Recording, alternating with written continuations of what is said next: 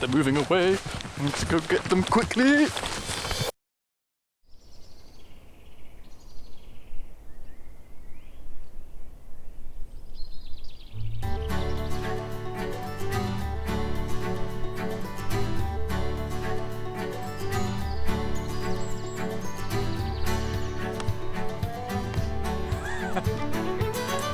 Hello and welcome from the outdoors to our final episode of Season 1 of GoneFeral. Yep, that's right. This show of a natural history program is coming to a close for the year. But oh no, we're not quite done yet. We still have 2 films to share with you, starting with a challenge set to us all the way from Africa by professional wildlife photographer George Turner, who you might know better as George the Explorer. Ed, Harry, boys, hello all the way from Tanzania, and I've got a challenge for you both, and you're going to have to compete against each other. I'm not going to tell you what it is just yet. All I'm going to say for now is that you need to be at Rutland Water this Sunday, 11 a.m, and in the meantime, wait for the postman, because something special is coming for you both. So with our presents from George, we headed for Rutland Water.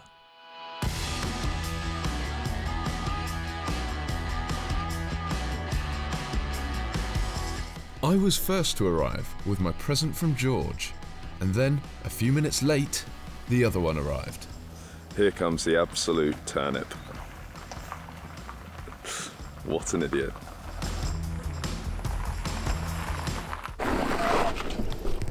Morning! Why are you late?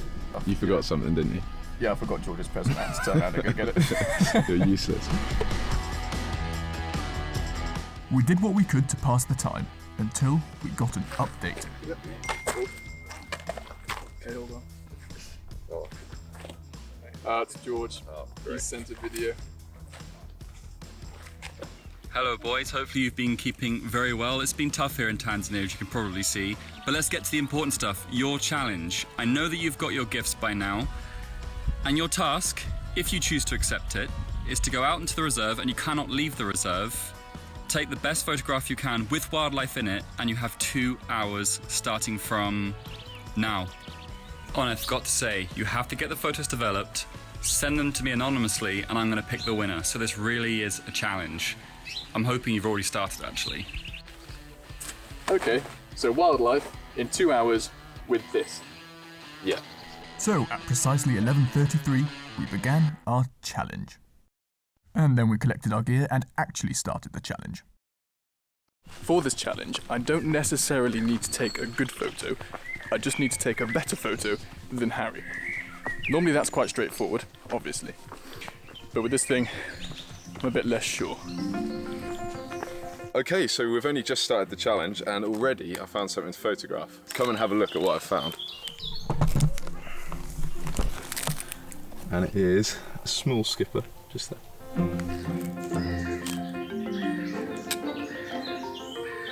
I have no idea if that actually worked or not.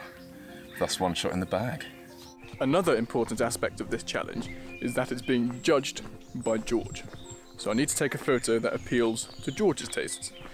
Now, George tends to photograph mammals and very often big cats. So I'm going to keep my eyes peeled, and if any lions appear, then perfect. But failing that, anything else which is sort of enigmatic or charismatic in a way, ducks can be quite endearing. Either way, I need to steer clear of insects. Insects are definitely going to be the way to go today. The sun's out, it's really, really warm, and there are literally millions of them buzzing around. Let's see what I can get. While Harry was looking for bugs, I'd found my quarry. Perfect. So I found some ducks. And even better than those ducks there, there's some ducklings. But they're too hard to get to. They're down over these kind of rocky cobble things. With this disposable camera, the equivalent focal length is about 24mm. So even if you're right up next to them, they're going to be so small in the frame. So when we get these developed, they might just be a tiny little black speck in the distance. And I don't think that's going to be enough to win the challenge. So I'm going to keep looking. There's also lots of sheep around. I don't know if George counts them as wildlife, but I might take a quick snap of one just in case. As annoying as it is, I don't think sheep count as wildlife, so yeah, I won't be photographing those.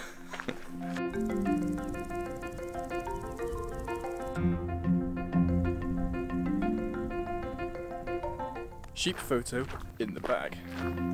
I just want to make it really clear that there is no way that I'm going to lose this challenge to Ed. Ed likes to photograph fluffy animals, so...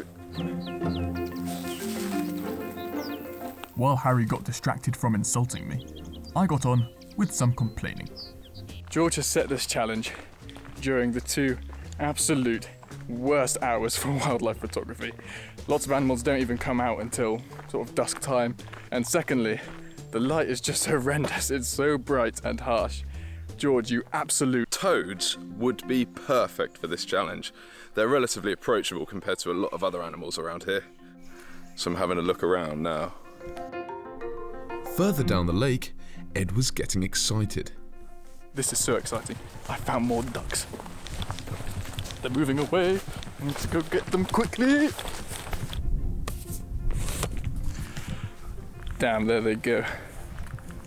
I really want to photograph a duck. Ugh.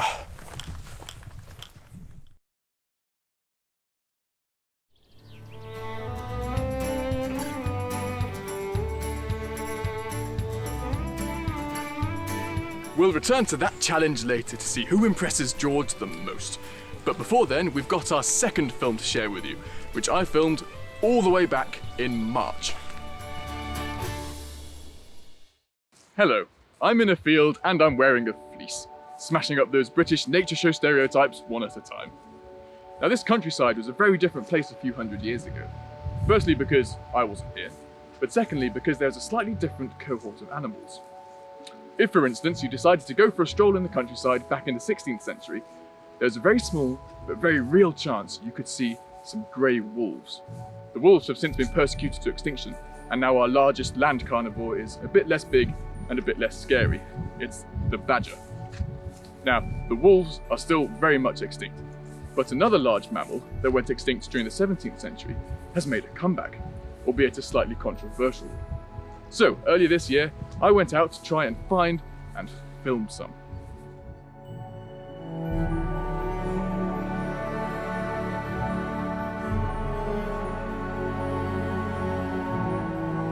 If you go down to the woods today, you're sure of a big surprise.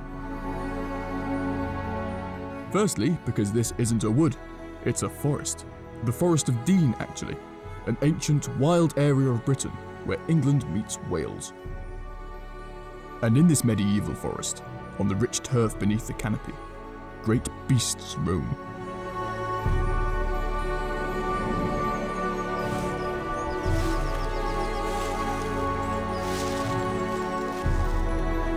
No, not the robins. Wild boar.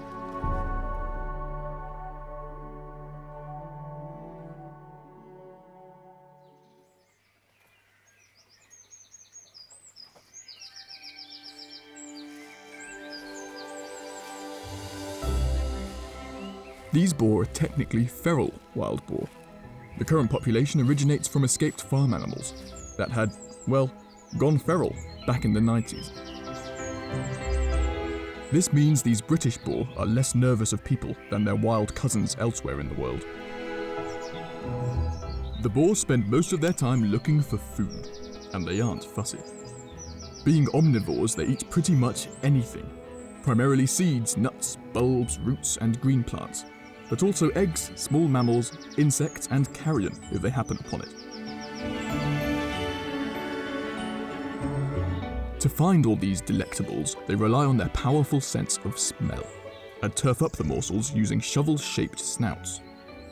These adults are experts at finding food, but there are some more inexperienced snufflers also having a go. The adults are females, or sows, and live with their collective offspring in a group called a sounder.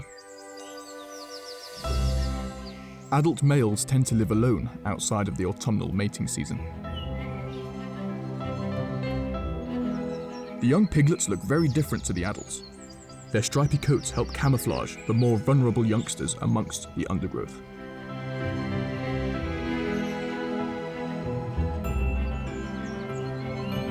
The stripes have also earned them their nickname, humbugs. All this snuffling about can make you rather filthy.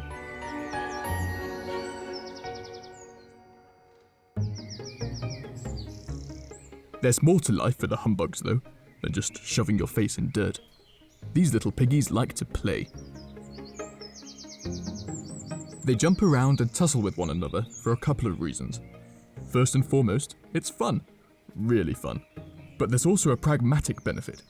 The play lets the humbugs learn how to fend off predators. In the UK, it's a bit redundant. They have no natural predators here anymore. Centuries ago, they would have been prey for wolves.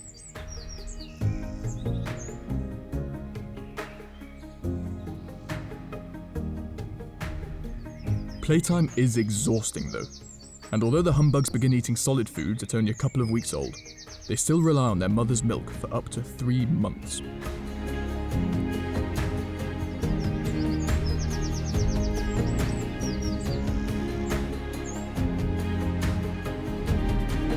These feral wild boar tend to have litters of 6 to 10 piglets, around double that of their truly wild counterparts.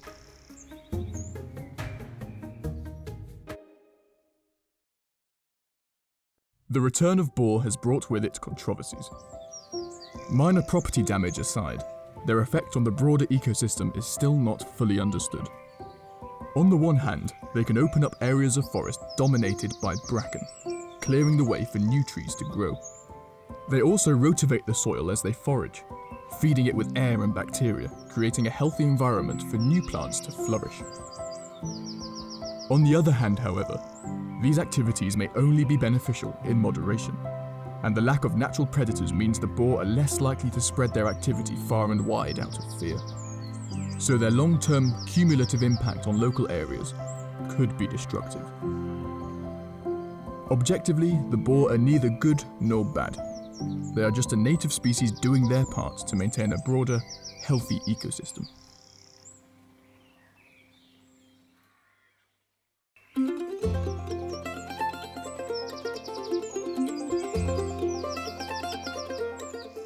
Finding and filming the boar was tremendous fun, and massive thanks to Jacob and Charlotte from DVA Films too for helping.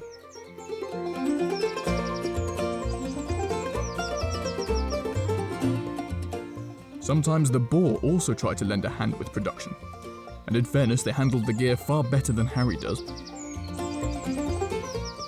Once or twice though, they did come a bit too close for comfort.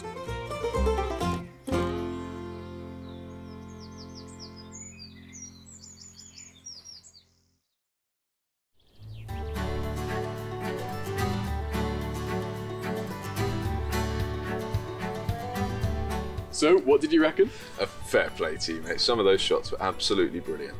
Thank you. Yeah, but please don't pretend for 1 minute that you weren't scared. I know how nervous you get around any animal bigger than a cat. No, fair play, you're absolutely right. I was bloody terrified. The adults are just absolute units of rugged, earthy pigs. I mean, they can't be that scary, mate. Anyway, we need to get back to our challenge to see who can work their magic with disposable cameras.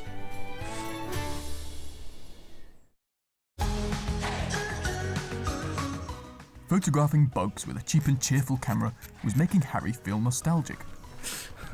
I haven't used one of these cameras for about 15 years, and the last time I used one was at Josh's 9th birthday party. As I continued to look for bugs, Ed was also being productive. Bah! I was starting to enjoy myself as a red admiral butterfly flew into my face.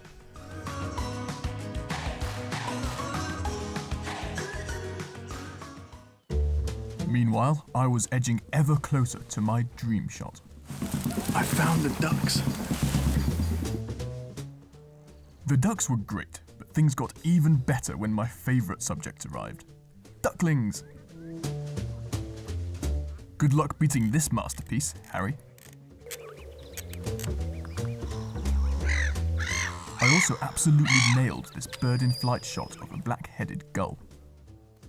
Right, so now I've got sheep photos and some ducks and ducklings, maybe a black-headed gull, quite a distant swan. Either way, I've got all photos of those. I hope Harry's not doing too well. Annoyingly, he was. Think I may have found a potential winner. I know it's just a snail, but look at that composition. Ed would miss this for sure. I'm heading back to the car park now. With the 2 hours is nearly up, and that was hard. That was really hard. I mean, Rutland Water, so this huge reservoir behind me is massive. It's one of Europe's largest artificial lakes, so just getting like a little bit of a way around it takes forever, so it really eats into that 2 hours that we had. Anyway, I need to get a move on because I was late this morning, and Harry wasn't very impressed, so if I'm late again, he might shout at me again. I've spotted Harry, which means he's also late. So as long as I can get to the car park before him without him realising, he'll think that I was on time, and I can have a go at him for being late. He's over there, look. Now, I'm not sure why, but there are loads of small skippers down by the lake, so I'm gonna go and photograph some.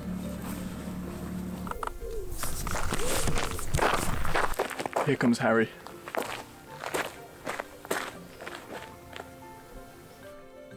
You're late. Oh, sorry, man. That was so tough. That was hard. Think you got anything? Well, a couple, but nothing that special. I hope you like some. Thanks a lot, George. I hope you like the pictures. So we headed home, anonymously sent George our photos, and awaited his verdict. Ed and Harry, boys, wow. I've just had to pull into a randomest driveway just to soak up what I've just seen. And that is art. Art that will live on for centuries. All I can see is just the behinds of sheeps and ducks that look like they've flown in from the 19th century, and oh wow, those wonky horizons, boys. Honestly, I think it's a travesty that I have to pick a winner. But if I was forced to, it's gonna be disposable number one. With those, I think it's grass in the foreground and some like water in the back, and I'm sure there's maybe some form of wildlife in there somewhere. If I'm honest, it's my impression that you should both give up now. It was so nice to hear just how impressed and proud of us George really was. Give me a refund yesterday, please.